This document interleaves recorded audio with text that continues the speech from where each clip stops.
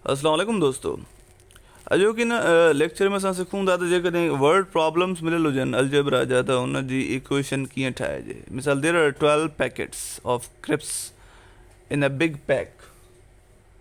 I buy n big packs of crisps. How many big packets of crisps have I bought? यानी हिकिड़े packet big pack में 12 packets आहिनि ऐं हुन n big PACS वरिता आहिनि त हुन में घणियूं टोटल जेको आहे सो पैकेट्स थींदा। यानी इहा ज़रब थींदी हिते।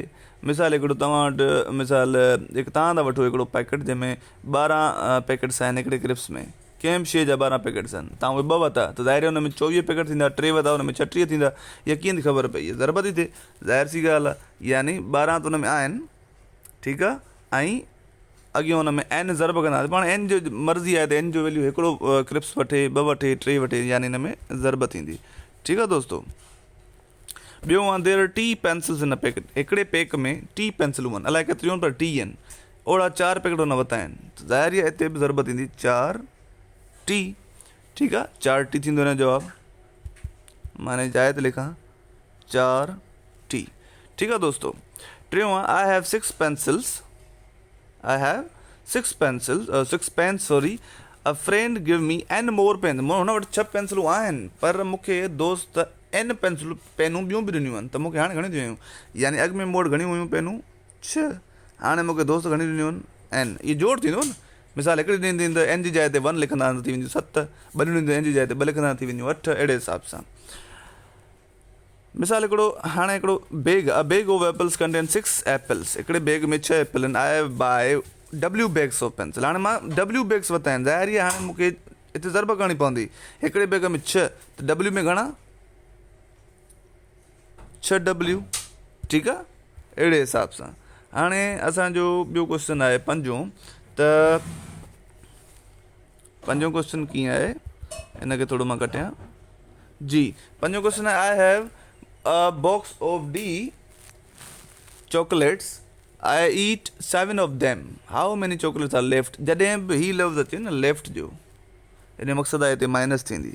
ठीकु आहे। हूअं बि ॾिसो जेकॾहिं हुनखे D चॉकलेट्स आहिनि, अलाए घणा पर D अथसि, हुन मां 7 खाई वियो, भई घणा बचा?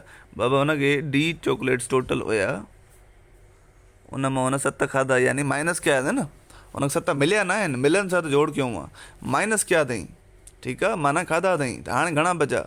जेतिरा बि हुया उन मां 7 माइनस कंदा इहे ई बचा, त असांजी एक्सप्रेशन ठही वई। ठीकु आहे दोस्तो। हाणे चऊं the temperature is 62 Fahrenheit. If it gets warmer by h degrees, what is the temperature now? हाणे ॾिसो चए थो हुननि जी 62 Fahrenheit आहे।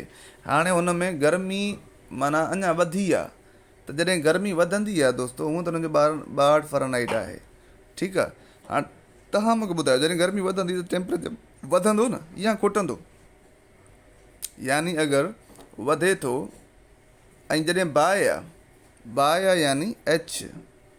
छो त मां तव्हांखे पोएं वीडियो में हिकिड़ो सेखारियो त जॾहिं 2/3 हुजे या 3/4 हुजे त बाहि जी माना हूंदी आहे ज़रब। ठीकु आहे, सॉरी जी H। ठीकु आहे। हाणे हलूं था हिकिड़े ॿिए ते 7 ते। There are 20 balloons at a party. Why balloons are burst?